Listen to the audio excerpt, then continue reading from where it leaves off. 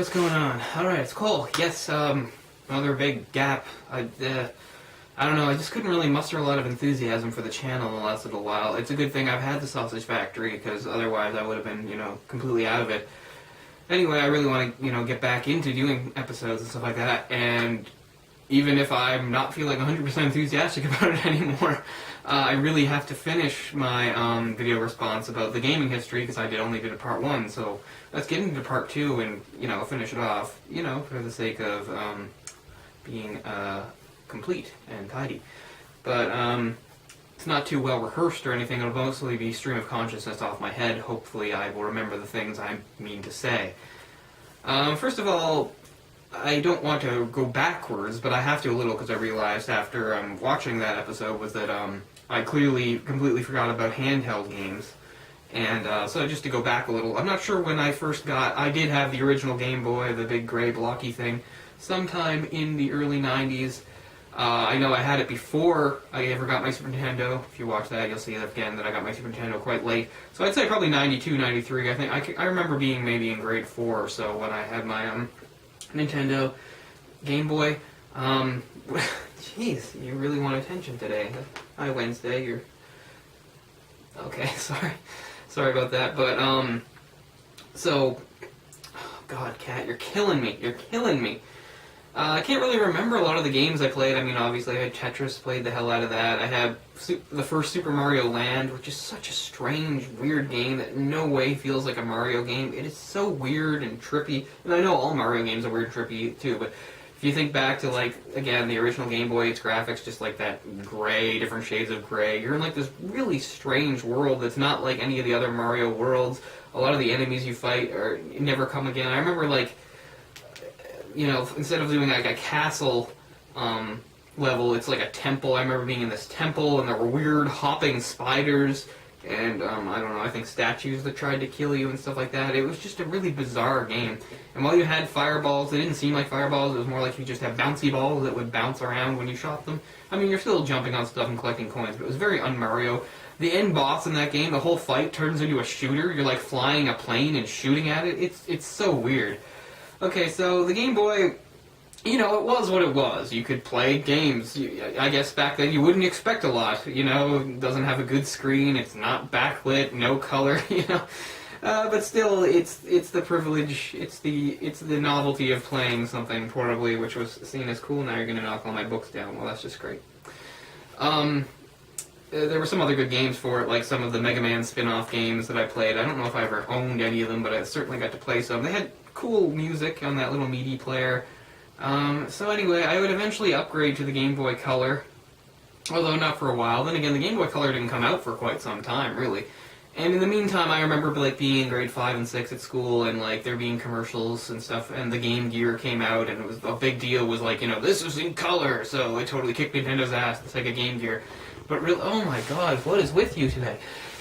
But the Game Gear didn't have a great library of games, really. I did get to play it a lot because people would bring it to school. This was really the start of, the kind of the reality that we live in now with, like, kids bringing all sorts of gadgets to school now. I mean, everybody's got a phone and you can play games on your phone, but I mean, back then you made a concentrated effort. You brought your big Game Boy or Game Gear to school. And I remember playing like that. And the other thing, of course, about the Game Gear was that it really sucked up the batteries. I don't know how many batteries it took, but it took a fair amount, and it did not have good battery life. So it wasn't until, I think, the Game Boy Advance where they finally realized, instead of making everybody pay for batteries, it was time to, have a built-in battery so you could just recharge it the way, again, we now recharge things like phones. So I had a nice little purple Game Boy Color. I'm not exactly sure when I first got it, but I had it for a few years, and there was a lot of stuff I enjoyed playing on it, a lot of Game Boy Color games. I'm sure the original Game Boy had a big library, but seeing with Game Boy Color, it just exploded, and the same thing once Game Boy Advance came out and so forth. It just, anytime you go into a video game store, they just have a huge selection. There's just so many, and most of them are just garbage. So many of these games are just licensed things. I mean, of course there are exceptions. There definitely have been good games for all these systems. I'm just saying, you go and you're confronted by this wall of terrible crap that you can't imagine anybody, wasting time or money on. I feel bad now. I would have liked to have kept my Game Boy Color because it was a cool little thing, purple, just neat as a collectible, but I actually gave it away to somebody. I remember I was at university living there, and one of my friends there he didn't even have a Game Boy anymore, but he just bought, I guess it was a Game Boy Color version of one of the Dragon Quest games. Now, this was an older game, but you have to remember Dragon Quest as a series was slow to come out here in North America, and he was a lot like me. He really loved the old school RPG thing, the thing where it's just like, you just had to level to get anywhere. It'd be like, oh, I don't have any money, and I need to get the bronze sword, so I'll leave the town and go out into the woods and fight ogres over and over again, so I get the money so I can buy the bronze sword and move forward.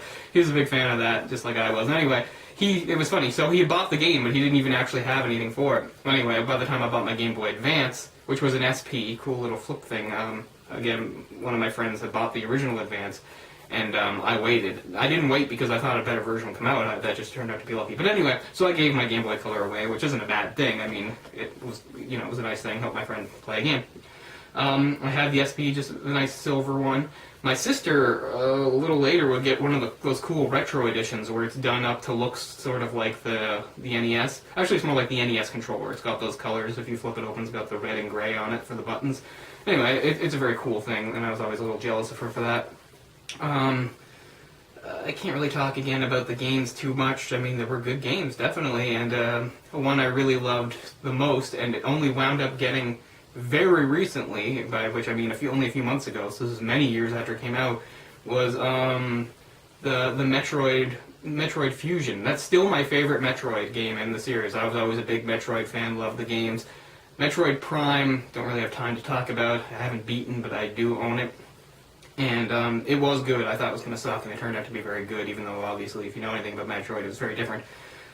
So that takes us up to a certain point, so now we can go back again. Okay, so I ended with, like the Super Nintendo and stuff like that. So for the first time in my life, as I think I said, I wanted to get on the ground floor for once when a new system was launched. So I got the PlayStation fairly early on. I think it was early 90s. I think it might have been the spring of 96, something like that.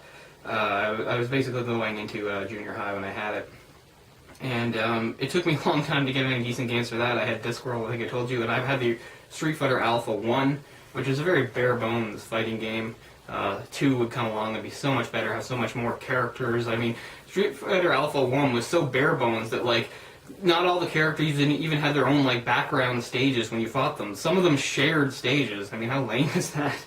So, anyway, that was my earliest ones, and, but I mean, eventually, as everybody knows, during those console wars with that generation, the 6th generation, when you had the Sega Saturn, the PlayStation, and then obviously the N64 going, the PlayStation would really pick it up and, start producing some great games, getting a lot of great third-party support, and a lot of great hits, and I was typical in that I loved a lot of them and owned a lot of them. A big deal, I can remember in 1998, a huge game that I was just so, enthusiastic about coming out was, of course, Metal Gear Solid. I mean, I was going on the internet and watching stuff about it and, like, I was just so ready for that game, and it totally delivered. I actually pre-ordered that game. I still have Metal Gear Solid dog tags that are on a keychain of mine, and they're all worn out, and I used to always lose my keys, but I always find them, and I think there's a lot of wear and tear on those. I should have brought them to show them to you, even though they're not much. You'd probably just see silver dog tags, but one just says Metal Gear Solid, the other says, like, Konami. Or Konami. I was never really clear on that. I guess it's Konami. I don't know. Anyway, great. Obviously, a great game company there, one of the best. Metal Gear, Castlevania, and so forth. So, speaking of that, again, maybe the best game I ever got on the PlayStation was Castlevania Symphony of the Night. And that was another case of, how sometimes I say, like, some of these games are coming out, and you just sort of take for granted they'll always be available, and that, like, years later, if you want it, you can get it, where, of course, now the reality is, if you want, like, the original version, not a greatest hits version, not a download, you want it, even going back to the PS1, be prepared to, like, pay through the nose, finding it somewhere or on eBay or something like that. And I came very close to, like, not having Castlevania. I remember my father was on a trip, I think, to Ottawa, something to do with business, and he was going to get my sister and I each something to bring back, a nice gift. And I knew I wanted a game, I didn't know what. And I remember I was on the phone with him, and he's like, come on, and I'm having a hawing over what to get. He's like, come on here, just give me something to look for. And I told him to look for Mega Man X4. And then we turned to the conversation, other things, gave the phone back to my mom and stuff like that. And then just something in me said, no, you should get Castlevania now. So I just said, no, Castlevania. And so that's what he got for me. And again, that was a game that, one of the best games I've ever played on any system. I love it, I adore it. I'm very proud and happy to have it. You know, the case is beat up and stuff, but still, it's not greatest hits. It's that, and it's cool. Okay, so I adored my PlayStation. I really felt like it was the right way to go. The N64 I thought was odd.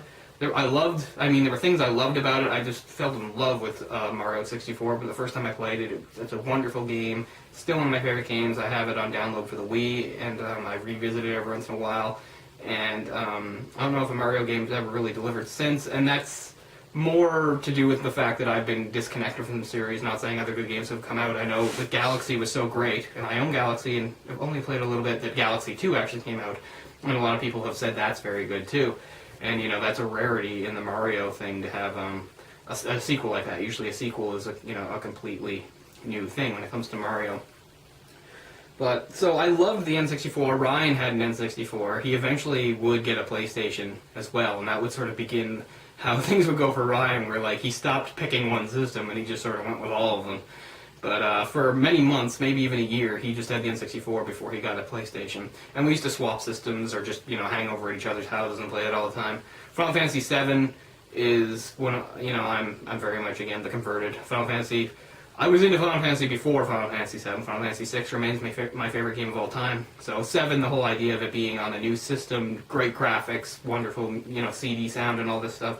I mean, I was so ready for that game. Again, another game that I was anticipating just so much. And another game I pre-ordered. Now, if you look up Final Fantasy VII, you'll see that its official release date in North America was September 7th, 1997.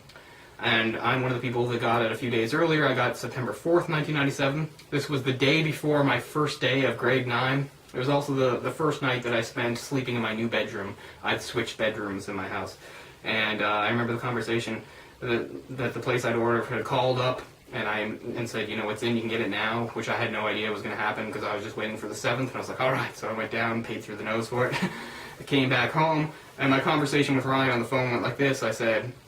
He's like, hey, I'm like, hey, I got Final Fantasy VII, and Ryan said, I'll be over in 10 seconds. And 18 seconds later, I did time him. He was there, and we were watching the beginning of Final Fantasy VII. So throughout September and into October, played the shit out of that game and enjoyed it, and of course I've played through it many times since and done more and more and enjoyed it. It is a wonderful classic. I still don't think it's the best Final Fantasy, but it's right up there. Final Fantasy VIII would sort of let me down.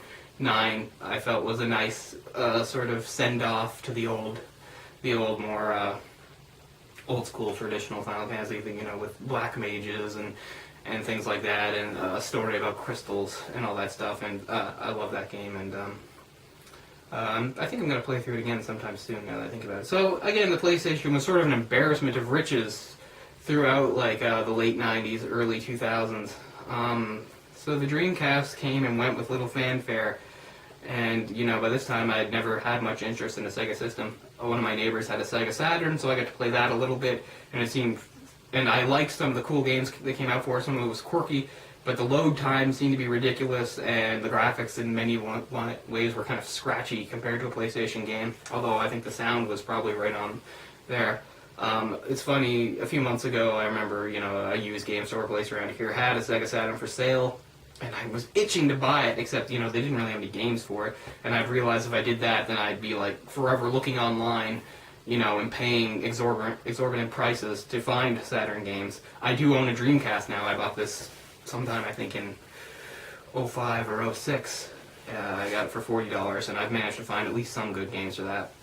So, again, I'm a big gamer, and I was always buying games, playing games. I loved EGM. I still believe, and it's come back now. When EGM ended, that was so sad for me, because I always believed it was the best gaming magazine in the business.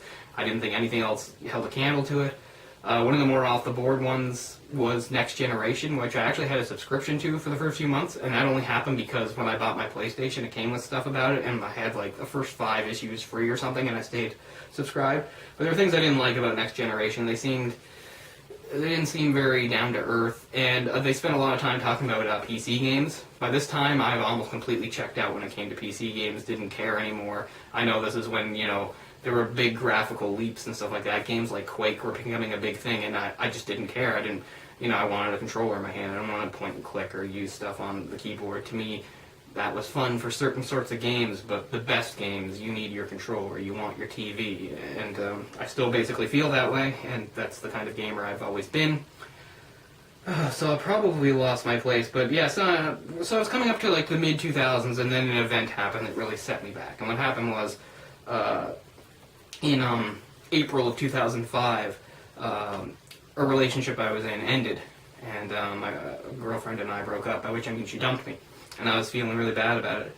And since my classes had just sort of ended, I kind of retreated home. I hopped a bus. I was so upset. I hopped a bus and just went back to my parents for a little while. I was living in an apartment with my sister at the time. And so for a few weeks, I just sort of, hung around at home feeling sorry for myself. And while my sister continued to stay there. And a few weeks later, I said I had to pick myself up and get back to Halifax, get back to where I am. And just before I went, they said, we have to tell you something. Something happened actually a few weeks ago, and, we didn't think it was the right time to tell you because you were already feeling pretty down. What happened was, thugs had broken into my apartment at some point and stolen a lot of stuff. And by a lot of stuff, I mean my stuff. They didn't steal a single thing my sister owned. And primarily what they stole were video games and movies. They stole 23 of my DVDs, some of which I've never replaced. And they stole my PS2, every single PS2 game I had. I just bought a GameCube. I got a really good deal on it. It was one of those platinum ones. I was very proud to have it. For some reason, they stole that, but not the games. I only had 3 games. I had Metroid Prime and a couple other games that I can't even think of. Maybe I had Smash Brothers at that point. That was probably my main motivation for getting the system. I loved that Smash Brothers game. I used to play it all the time with friends who owned GameCubes. Anyway, and so yeah, I was lucky in that they didn't steal some of my movies. Like, for instance, I had a lot of anime. I have more now, and a lot of anime is rare or at least expensive. They didn't steal that. They just sort of stole based on what they could grab, what was on the shelf. But anyway, so I lost my PS2 and all my games, and I had a lot of good PS2 games. I forgot to say that about when I got the PS2. Again, I reverted back to normal form. I was kind of a latecomer in getting the PS2, but I had a great library of games. I had the Metal Gear Solid sequels, 2 and 3. 3 is still my favorite in the series. I adore that game. I had Final Fantasy X. I had a Xenogears saga that wasn't great, but I liked. I had Grand Theft Auto 3 and Vice City, 2 games I adored. When I first was in university, that was my main motivation for finally getting the PlayStation 2. This is probably, I guess, towards the end of my first year at university or my second. I was living on campus at the time. My first 2 years of university, I lived on campus. And, a lot of guys had systems to play with and stuff like that. And my main motivation for getting a PS2 was Grand Theft Auto 3 and Metal Gear Solid 2. And they were games that I immediately got as soon as I could, and I loved them. They didn't disappoint. So anyway, skipping ahead a few years again, and I played lots of good games in between. So what happened was, around this time, too, I was really starting to accelerate how many comics I bought. I've been buying comics sort of seriously for about 3 years at this point. And I think I just lost enthusiasm for games, not for any real reason, except, kind of a money issue, too. My parents were very nice, and they bought me a brand new PS2, a new slim one. And I would slowly start to buy games for it again. But suddenly I wasn't on the internet reading about what was new. EGM, I think, was gone at this point, and I wasn't reading other things. I just didn't know. Like, sometimes Ryan or Shane or some of my other friends would talk to me about games and stuff like that, and they would have to tell me because I'd be completely out of the loop, and it was my own fault. Again, the internet's right there. There's tons of stuff. I remember Ryan was really getting into the E3 and stuff like that, which I'd always loved, and yet I didn't care. Basically, all I did was play my old games. I didn't know what was coming out. I didn't really care about what was coming out. And again, it wasn't until just a couple of years ago when I bought a PS3, and a lot of that had to do with so I could have Blu-rays, that I've, rediscovered my love of not just playing the old games, but finally realizing that new good games were coming out that I liked. And I've already spent enough time talking about history, so I don't really talk about that now. What's out now that I have, but I love the Uncharted series. I found that, way after most people did. I wound up getting a great bundle. I was looking to get a second controller, and as you know, you can buy controllers bundled in with games, and it was a wonderful deal. I got a nice new blue controller, and it had Uncharted 1 and 2 packed in together with it, and I just blazed through them and immediately bought 3. Great games, you know, basically everything I think we wanted Tomb Raider to be back in the 90s when Tomb Raider first came out. This great game, sort of Indiana Jones style of exploring and shooting, and just couldn't be realized back then, graphical limitations and other gameplay limitations. But I mean, I love the Uncharted series. I think Nathan Drake is a wonderfully great, cool, likable video game hero. People talk about they're making a movie. There's no point. What's the point of making a movie? It's just like, why would you make a Metal Gear movie? I mean, it's much better just to play a game that can last, you know, many, many hours and has a much longer, more involving storyline, and where you can actually, you know, do things with your thumbs. And then see some actor, you know, sit back there and watch some actor do, like, some take on the story that's only an hour and a half long. I mean, I just don't get that. I don't understand why people believe. I mean, I love movies, but at the end of the day, they're passive entertainment, and, you know, there's plenty of movies I like more than certain video games, but at the end of the day, a great video game trumps a great movie for me because you're involved, you're doing it. And anyway, and that's how I feel basically about the Uncharted series. I got the Batman Arkham City, which I think is an outstanding game, especially for somebody like me who loves Batman. I mean, Paul Dini was heavily involved, and Bruce Timm, and so you had the voice talents, of course, of Kevin Conroy and Mark Hamill, and it's just an amazing game. It plays out like a comic book in a lot of ways. It's Batman as he should be. It's not like playing, you know, Batman Forever or something like that, again, where it's a side scroll where you don't get the Batman experience. We're just walking around beating up guys. It really is. It's a Batman experience. It's like you're playing like a story arc. You know, all the stuff that you do, the gadgets that you have, the way that you fight, the way everything looks, the way the characters act. I love the fact that while there's one overarching story, new problems keep cropping up for Batman. He has to keep dealing with guys for side missions, because again, that's really how it works for Batman in the comics. So I love that game. I've got a handful of other PlayStation 3 games out there, of course, that I like a lot as well, and I'll kick myself because I can't think of them. I probably should have at least brought a few in to kickstart my memory. But yeah, so that's where I'm at right now.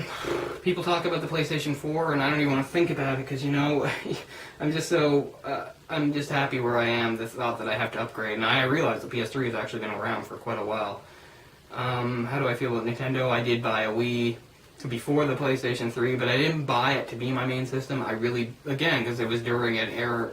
An era is a little, probably not the best way to put it, a period, again, where I was less enthusiastic about games. I bought the Wii because I love the idea of downloading old games, which I've done quite a bit. I have some really nice, you know, classic, especially Super Nintendo games on there that I'm happy to have.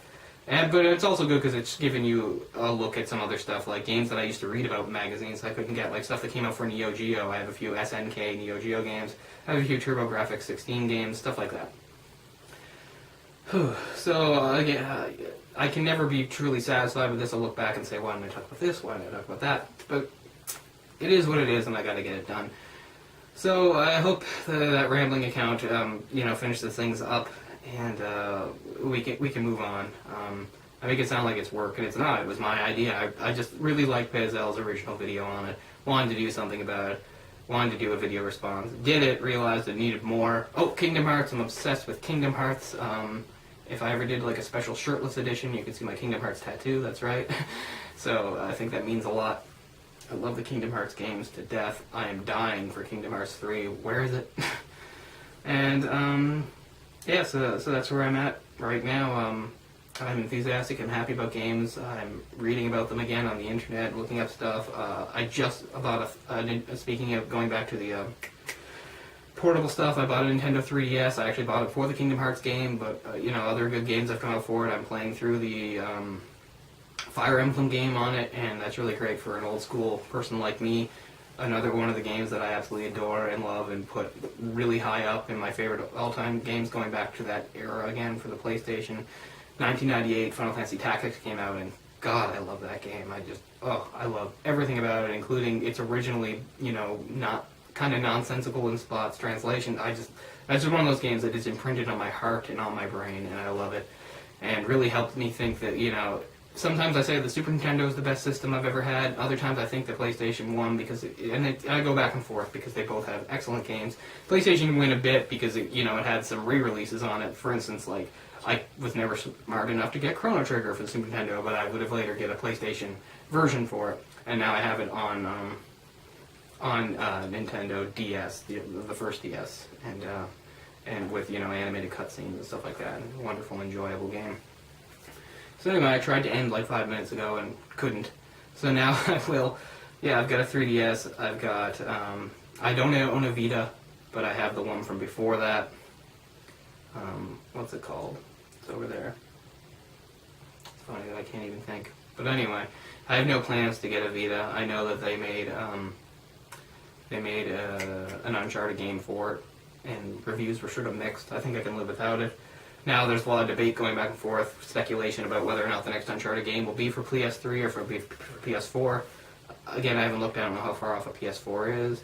I don't know how far off this next Nintendo system is, and it's things I'll again start looking into, because in the last 2 years or so I've really rediscovered my love of games, and again, not just older games that I replay a lot, which I do, I really do. Just like I'm a lot like that when it comes to comics and books and things like that.